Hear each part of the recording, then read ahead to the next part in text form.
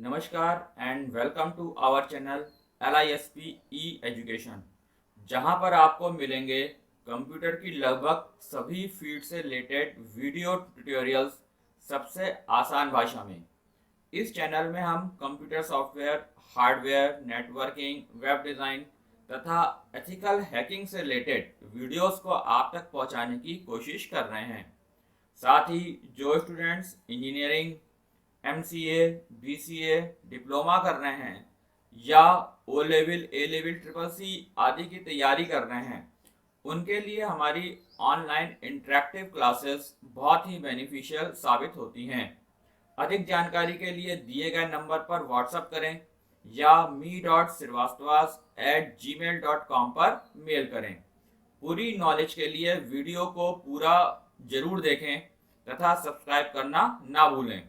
तो चलते हैं आज की क्लास में। कल की क्लास में हमने एक्सेल में सिंपल शीट बनाना तथा फॉर्मूला लगाना सीखा था। आज हम एक्सेल में सेल फॉर्मेटिंग के बारे में पढ़ेंगे। फॉर्मेटिंग के बारे में MS वर्ड में हम काफ़ी अच्छे से पहले भी पढ़ चुके हैं। MS वर्ड में जो हमने टेबल की फॉर्मेटिंग करी थी, उसी तरीके से हम एक्सेल में भी अपने वर्कशीट में फॉर्मेटिंग कर सकते हैं। जैसा कि मैंने ये एक शीट तैयार करी हुई है, इसी में हम अपनी फॉर्मेटिंग को करके देखते हैं। आप देख रहे हैं कि मैंने एक एक सेल पे ये सब चीज़ टाइप करी, जैसे कि ये वाला, ये जो आपका है आरकेएल इंडस्ट्री लिखा हुआ है, ये इस सेल पे लिखा हुआ है A1 पे। बाकी सारे सेल ब्लैंक हैं, क्योंकि ये नाम लंबा है इसीलिए, और दूसरे सेल पे कोई दूसरा टेक्स्ट नहीं है, इसलिए ये दूसरे सेल पे ओवरले करता है। अगर दूसरे सेल पे कोई चीज लिखी होगी तो फिर केवल जितनी सेल में जगह है उतने का ही नाम शो करेगा। और तो इसी तरीके से ये भी आप देख रहे हैं कि ये भी आपका इस सेल पे केवल लिखा हुआ है, इस सेल पे कुछ नहीं लिखा हुआ है। तो अगर किसी दूसरे सेल पे, उसके पड़ोसी सेल पे कुछ नहीं लिखा होता है, तो जो भी हम टाइप करते हैं डेटा, वो हमारा दूसरे सेल पे भी ओवरले हो सकता है। यहाँ पे आप देख रहे हो कि यहाँ पे मैंने ये सारे आइटम के नाम लिखे हुए हैं, इनके आगे मुझे सीरियल नंबर लिखने हैं। तो जितने भी आइटम है उनके आगे जाता हूँ, सीरियल नंबर लिखेंगे तो हम इस टाइप से टाइप करें, 1 2 3 करके हम टाइप करें, उस सेल को सेलेक्ट करके सब पे हम टाइप करते चले जाएं। तो इस तरह से जितने आइटम होंगे हमें सब पे अलग अलग टाइप करना पड़ेगा, और जितनी ज़्यादा लंबी लिस्ट होगी उतनी ही ज़्यादा हमें टाइम भी लगेगा। तो उसके लिए दूसरा तरीका ये होता है, सबसे आसान, कि हमने दोनों सेल पे टाइप कर लिया 1 2, और इसके बाद में इन दोनों सेल को हम कर लेते हैं सेलेक्ट। और इसके बाद जैसे कि कल हमने फॉर्मूला कॉपी करना सीखा था, इसी तरीके से हम इसको भी यहाँ से ड्रैग कर देंगे। यहाँ पे आपने रखा पॉइंटर को, देखें आप पॉइंटर से चेंज हो गया, और इसके बाद हम इसको ड्रैग कर देते हैं जैसे कि हमने फॉर्मूला ड्रैग किया था। और वो जब आप देख रहे हैं कि यहाँ से सारे नंबर अपने आप ऑटोमेटिकली फिल होते चले जाते हैं। तो ये हमारी एक आइटम की शीट्स है। तो ये हमारे इनकी हेडिंग्स है आइटम की। इन हेडिंग को हम फॉर्मेटिंग कर सकते हैं। फॉर्मेट करने का तरीका वही है जैसे कि आपने वर्ड में देखा था कि ये फॉन्ट टूल है, यहाँ से आपको जैसा भी फॉन्ट यूज करना है आप कर सकते हैं। कि अगर आपको बोल्ड करना है, यहाँ पे इसके आइटम आपको चेंज करने हैं, और इसके पीछे का अगर आपको कलर भी चेंज करना है तो यहाँ से आप इसके पीछे की कलरिंग चेंज कर सकते हैं। और इनका अलाइनमेंट अगर आपको सेंटर में रखना है तो ये आपका अलाइनमेंट होता है सेंटर, यहाँ से हम इनको अलाइनमेंट सेंटर में कर सकते हैं। अब आप ये देख रहे हैं कि ये जो मेरी शीट बनी हुई है आइटम की, ये ए से लेके आई तक फैली हुई है। और यहाँ पे जो मैंने नाम लिखा हुआ है ये केवल एक में है, तो हम ये चाहते हैं कि ये कंपनी का जो नाम है ये इस पूरे पूरे सेल में आए। तो इसके लिए मुझे इन सारे सेल को मर्ज करना पड़ेगा। और मर्ज करने के लिए हम क्या करते हैं कि मैंने पूरे यहाँ से लेके यहाँ तक के सारे सेल को सेलेक्ट कर लिया, इंक्लूडिंग सेकेंड नंबर की रो को मैंने इन पूरे सेल को सेलेक्ट किया। अब मुझे इसको मर्ज करना है, तो मर्ज करने के लिए ये जो हमारा अलाइनमेंट टैब है, यहाँ पे हम आएंगे, और इसके कोने में आप देख रहे हैं कि ये एक डायलॉग बॉक्स ओपनर होता है। यहाँ पे जब हम क्लिक करेंगे तो ये डायलॉग बॉक्स ओपन होता है। यहाँ पे आप देख रहे हैं कि अलाइनमेंट टैब में नीचे ये आ रहा है मर्ज सेल। यहाँ पे अगर हम मर्ज सेल करेंगे, टिक किया और कर देंगे ओके, तो ये पूरे सेल मिलके एक ही हो जाएगा, और ये जो नाम है यहाँ पे आपका पूरे सेल पे एक होके आ जाता है। अब मुझे इसको चूंकि फॉर्मेटिंग कर दूंगा मैं, तो यहाँ पे मैं इसको इस पूरे दोनों सेल के मिडिल में रखना है, इसलिए मैं इसका अलाइनमेंट करता हूँ मिडिल, और इसको मुझे सेंटर में करना है तो सेंटर में अलाइन कर देते हैं। इसके बाद इसका फॉन्ट यहाँ से चेंज कर सकते हैं। उसी तरीके से बोल्ड कर लिया मैंने, उसका जितना बड़ा मुझे फॉन्ट करना है हम यहाँ से इसके फॉन्ट को बढ़ा सकते हैं। और ये है इसका कलर चेंज कर दिया और पीछे इसका जो भी मुझे कलर रखना है हम यहाँ से इसको चेंज कर सकते हैं। इसी तरीके से ये भी हमारा एक ही हेडिंग है, इसके लिए भी हम सारे सेल को सेलेक्ट कर लेंगे और हम दोबारा जाके इसको मर्ज कर सकते हैं। मर्ज करने के लिए हम यहाँ पे दोबारा डायलॉग खोल सकते हैं, या हम यहाँ से भी इस काम को कर सकते हैं। यहाँ पे आपका लिख के आता है मर्ज एंड सेंटर, इससे मैंने क्लिक किया तो ये पूरा आपका फिर हो गया मर्ज। और इसका भी हम इसी तरीके से अलाइनमेंट सेट कर सकते हैं, मिडिल और सेंटर, और इसमें भी हम अपने फॉन्ट को बढ़ा सकते हैं। बोल्ड किया और जो कलर आपको यूज करना है यहाँ पे मैंने उस कलर को यूज किया, और इसके पीछे जो कलर मुझे फिल करना है वो मैंने कलर भी फिल कर दिया। इस तरीके से मेरे सेल की हमने मर्जिंग और इनकी फॉर्मेटिंग को कर लिया। अब यहाँ पे अभी हम ये देख रहे हैं कि बहुत सारे आइटम हमने ऐसे लिखे हैं जो कि इस सेल पे लिखे हैं, ये लेकिन ये सेल पे पूरे पूरे नहीं आ पा रहे हैं। जैसे कि आप देख रहे हैं ये लिखा हुआ है, ये यहाँ पे लिखे हुए हैं, ये रेफ्रिजरेटर पूरा लिखा हुआ है, LG डबल डोर, ये पूरे सेल पे नहीं आ पा रहे हैं क्योंकि स्टोर तो पूरा है लेकिन चूंकि इसके बगल वाले सेल में दूसरे टेक्स्ट लिखा हुआ है इसलिए केवल उतना ही टेक्स्ट इसमें अपीयर हो सकता है।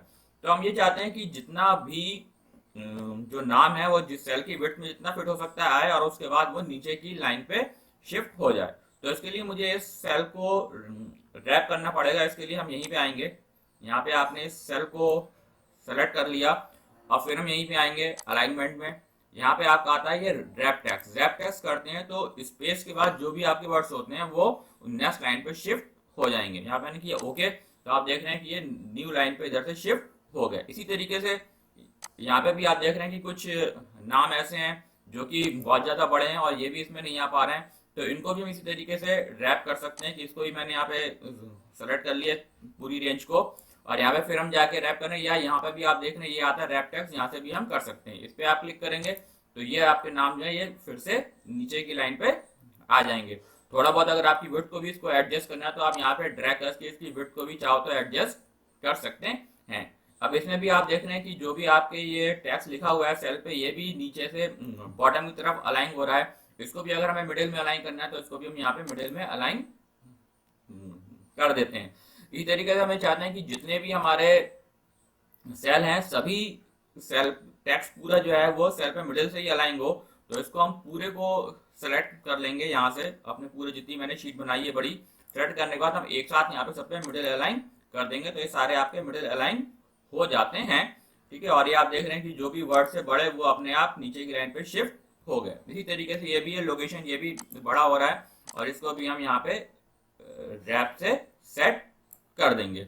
यहाँ पे मैंने किया रैप टेक्स्ट, दोबारा से ये अपने लोकेशन पे आ गए। तो इस तरीके से हमने अपने जो सेल्स पे टेक्स्ट की अलाइनमेंट और इनकी रैपिंग और मर्जिंग को करना सीख लिया। अब जैसे कि हम ये चाहते हैं कि ये हमारा आप देख रहे हैं कि ये जो विड्थ है ये कॉलम छोटे हो रहे हैं और इसमें ये जो कुछ चीज़ें हैं जैसे कि हम चाहते हैं कि इनको जो भी क्वांटिटी है इसकी विड्थ के अकॉर्डिंग ही चलें, तो हम इनकी विड्थ को और कर देते हैं छोटा, जिससे कि ये जितनी विड्थ की जरूरत है उतने में ही ये अलाइन रहें। तो जब हम इनकी विड्थ को छोटा कर देते हैं तो आप ये देख रहे हैं कि जो उनको ऊपर की हेडिंग जो है ये पूरी पूरी नहीं आ पा रही है। तो अगर हम चाहते हैं कि इनके हेडिंग के अलाइनमेंट को हम थोड़ा सा रोटेट कर दें तो इसके लिए भी हम क्या करते हैं कि हम पहले सारे सेल को कर लेंगे सेलेक्ट और फिर हम यहीं पे आएंगे अलाइनमेंट में, और यहाँ पे आप देख रहे हो ये होता है टेक्स्ट। टेक्स्ट का अलाइनमेंट यहाँ से आपको जितने डिग्री पे इसको रोटेट करना है आप उतने डिग्री पे इसको रोटेट कर सकते हैं। यहाँ पे आपने रोटेट कर लिया और कर दिया ओके। तो आप देख रहे हैं कि ये यहाँ से आपका इस तरीके से उतने डिग्री पे ये रोटेट हो गया। और इस तरीके से अगर आप ये चाहते हैं कि ये जो परचेज फ्रॉम आप देख रहे हो कि पूरा नहीं आ पा रहा है तो हम यहाँ पे अगर हम यहाँ पे स्पेस दे देंगे तो वो फिर नीचे की लाइन पे शिफ्ट हो जाएगा। और इसको मैंने रैप टेक्स्ट कर देंगे तो ये नीचे की लाइन पे फिर आपका शिफ्ट भी हो जाएगा जैसे मैंने स्पेस दे दी। अगर वो 55 तो अपने आप नीचे की लाइन पे ही आ जाएगा। ये आपने देखा कि ये इस तरीके से ये शिफ्ट हो गया।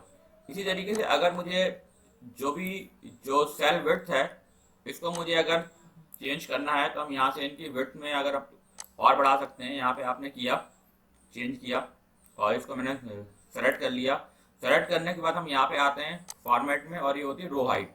अगर आप यहाँ कर देंगे कि ऑटो फिट रो हाइट तो जो भी हमारे सेल में जो जितने में हमारा टेक्स्ट अलाइन हो सकता है उतनी हाइट वो ऑटोमेटिकली कर देगा। जैसे कि मैंने इस पर किया तो आप देखेंगे कि पूरी जो आपकी विड्थ है ये टेक्स्ट के अकॉर्डिंग सेट हो गई। यहाँ पे आप देख रहे हैं कि इस तरीके से जितने भी टेक्स्ट में है वो सारी आपके सेलेक्ट होती अपने आप उसके अकॉर्डिंग अलाइन हो जाएगी। अगर आपको जब भी करना है तो यहाँ से भी आप कर सकते हैं। इस तरीके से हम अपने टेक्स्ट को यहाँ से अलाइनमेंट कर सकते हैं। तो रो की हाइट वगैरह हम यहाँ से सेट कर सकते हैं। ऐसे अगर हमें इसके चारों तरफ बॉर्डर लेना है तो मैंने इस पूरे सेल को इसी तरीके से पहले की तरह ही दोबारा से सेलेक्ट कर लिया, और सेलेक्ट करने के बाद ये आता है हमारा बॉर्डर। हम चाहते हैं कि सब पूरा बॉर्डर बन के यहाँ करेंगे आप ऑल बॉर्डर। कई तरह के बॉर्डर आते हैं कि अगर आपको नीचे का रखना है तो आप बॉटम बॉर्डर करोगे, टॉप पे बनाना है केवल टॉप करोगे, अब चारों तरफ बनाना है पूरे सेल पे तो आपने कर दिया ऑल बॉर्डर। ऑल बॉर्डर करेंगे तो इस तरीके से आपका ये बॉर्डर बन के आ जाता है यहाँ से।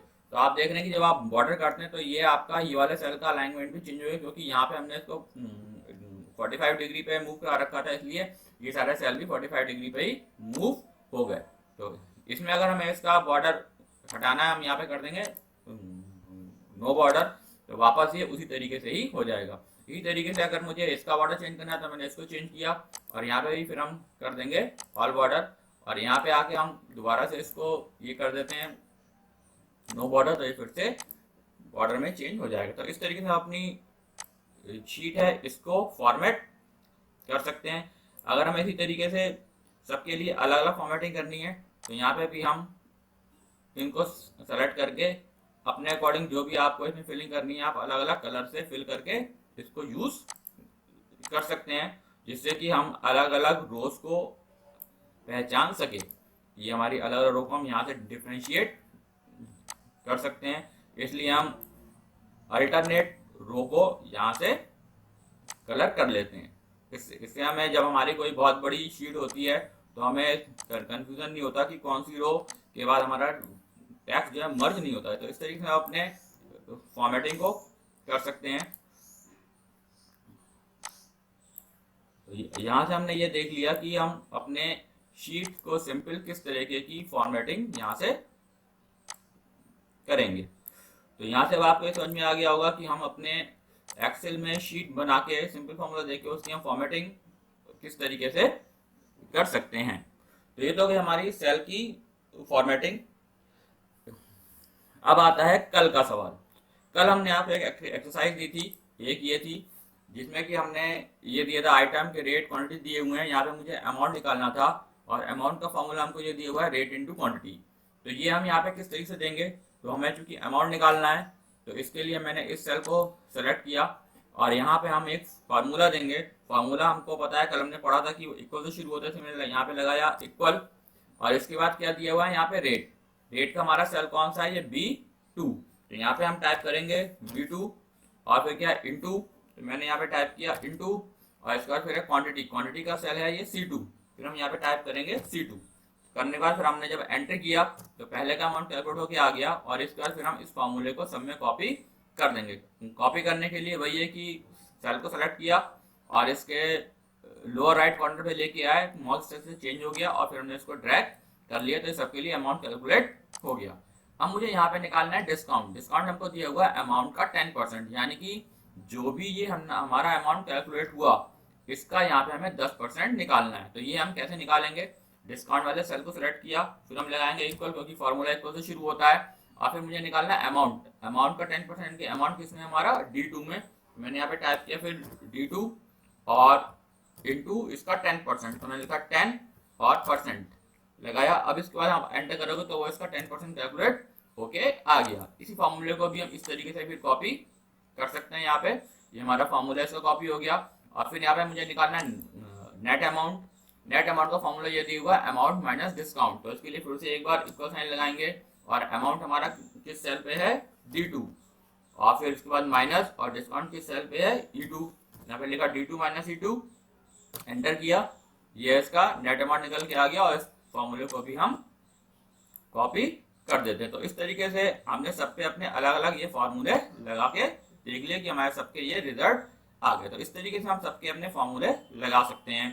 तो अगर आप लोगों ने सही लगाया है तो बड़ी खुशी की बात है, और अगर नहीं लगाया है तो आप एक बार इससे अपने हिंट लेके दोबारा से उसको करके देखिएगा। इसके अलावा दूसरी हमारी एक्सरसाइज थी ये वाली, यहाँ पे कि हमारे नाम दिए हुए हैं और उनके इलेक्ट्रिक मीटर की प्रीवियस फाइनल रीडिंग दी हुई है। यहाँ पे मुझे निकालनी थी टोटल यूनिट। टोटल यूनिट हमको ये दी हुई है previous reading minus final reading. तो ये सिंपल फार्मूला है, इक्वल लगाएंगे और प्रीवियस रीडिंग के लिए जो आपका सेल है क्या है B2, यहाँ पे आपने किया B2 और यहाँ पे मैंने कर दिया माइनस और C2 यहाँ करेंगे हम। ठीक, तो इस तरीके से यहाँ हमारी रीडिंग आ गई। फॉर्मूले को हम उल्टा कर देते हैं क्योंकि ये हमारा final reading minus previous reading होना चाहिए। तो मैंने किया यहाँ पे C2 और माइनस B2 किया, तो यहाँ पे हमारी ये टोटल यूनिट निकल के आ गई। इसको भी हम यहाँ पे ऐसे कॉपी करेंगे तो ये कैलकुलेट होके आ जाएगा। और यहाँ पे मैंने निकाल लिया अमाउंट। अमाउंट कहते हुए 4 रुपए पर यूनिट के हिसाब से, यानी कि जितनी भी हमारी यूनिट आई उसमें हमें 4 का मल्टीप्लाई करना है। तो फिर मैंने यहाँ पे किया इक्वल और टोटल यूनिट हमारी है D2 में और इंटू यहाँ पे कर देंगे 4 या इंटू 4 और एंटर करेंगे तो इसका अमाउंट निकल के आ गया। इस पर हम इसको भी कॉपी कर देंगे। तो इस तरीके से हम अपने फॉर्मूले को यहाँ पे लगा सकते हैं। तो आशा है कि आपको ये फॉर्मूले लगाने आ गए होंगे, सिंपल फॉर्मूले लगाने यहाँ पे आ गए होंगे। तो ये थी हमारी कल की एक्सरसाइज का सोल्यूशन और इसके बाद चलते हैं अपनी आज की एक्सरसाइज पे। तो आज आपको एक्सरसाइज जो दी जा रही है वो ये है कि आज जो हमने सेल फॉर्मेटिंग पढ़ी, उस सेल फॉर्मेटिंग को पढ़ते हुए आपको इस तरह की एक शीट तैयार करनी है। कोई बहुत ज़्यादा कॉम्प्लिकेटेड टेबल नहीं है, सिंपल टेबल है जिसमें कि आपको सेल मर्जिंग का, वर्ड रैपिंग का और रो की विड्थ का ध्यान रखते हुए इसको करना है। तो ये है आपकी आज की एक्सरसाइज। कल फिर एक नए टॉपिक के साथ मिलेंगे।